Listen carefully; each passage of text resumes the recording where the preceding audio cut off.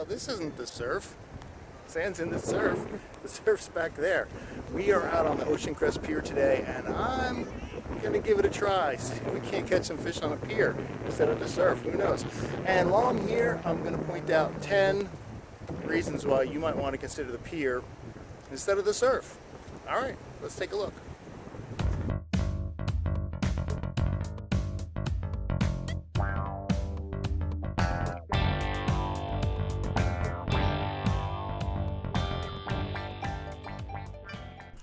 There are two piers on Oak Island. This is the Ocean Crest Pier. I guess it's the older one because the other one has been recently rebuilt because it was knocked down in the hurricane. So if you're visiting Oak Island and you decide to fish the pier, the number one reason to do so is because you don't need a fishing license. There's a blanket license that covers it. And if you didn't bring your pole, reason number two, you can rent a pole. So you pay $10 to fish the pier. I'm going to mention that. But they sell beer and a wide variety of beer, especially if you like Pabst Blue Ribbon. They also sell soda and food. If you get hungry, they have these little frozen dinner things and you can just pop them in the microwave. So how cool is that?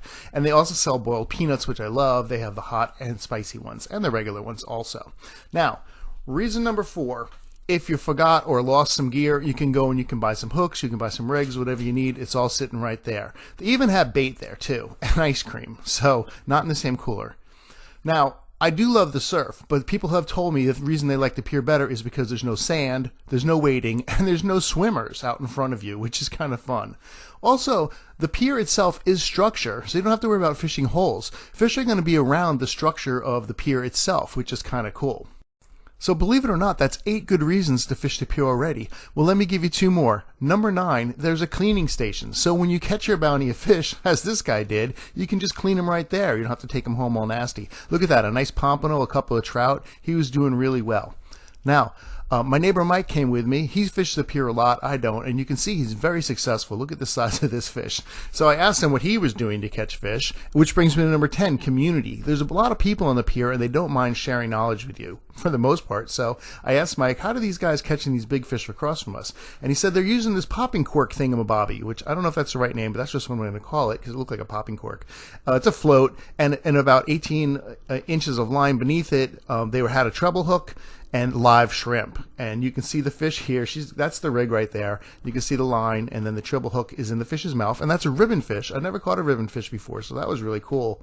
I don't think it's what she was excited about, but she did well with the trout. Look at this one right here, and this wasn't her first. She got a couple of them, and again, there's that popping rig and that treble hook. She's just popping it out of its mouth right there.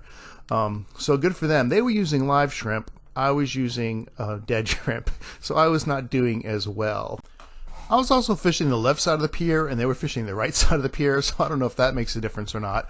I did eventually catch one. I caught this citation-size whiting right here. I could have never caught that in the surf on my dead shrimp. Okay, so live bait is the way to go. I think I saw a post on Facebook today that Dutchman's Creek was selling live shrimp, so I'd probably call, maybe stop by there.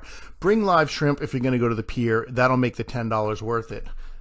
After that record-setting catch, I decided to go for a walk to the end of the pier. The end of the pier is reserved for king fishing.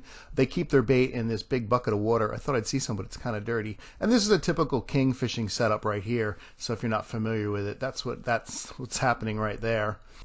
And here are the rules for king fishing if you want to read those really quick. In case you want to go king fishing on the Ocean Crest Pier, you got the rules, you're all set and ready to go. Speaking of king fishing, I went back to fishing and I caught a bluefish, which would really make good kingfish bait. Unfortunately, this one probably wouldn't because he's so small. It's probably the smallest bluefish I've ever caught. There was this little guy here, this dude, he was like fishing and he wanted to use it for bait, and he took one look at it and he was like, nah, no thanks. I guess my bluefish was too small even to be used for bait. I finally got something. I finally caught something. I felt the hit. I started reeling it in. It felt heavy. I was like, I got something on. It was a gotcha plug I was throwing. And when I pulled it in, it turned out it was someone's rig. And it was in really good shape. Like, this looked like maybe it was just dropped on there. I don't know if it was. It didn't even look like it was tied on or anything. So I got my weight and I got this new little nifty rig, and I think I'm probably going to use it in another video.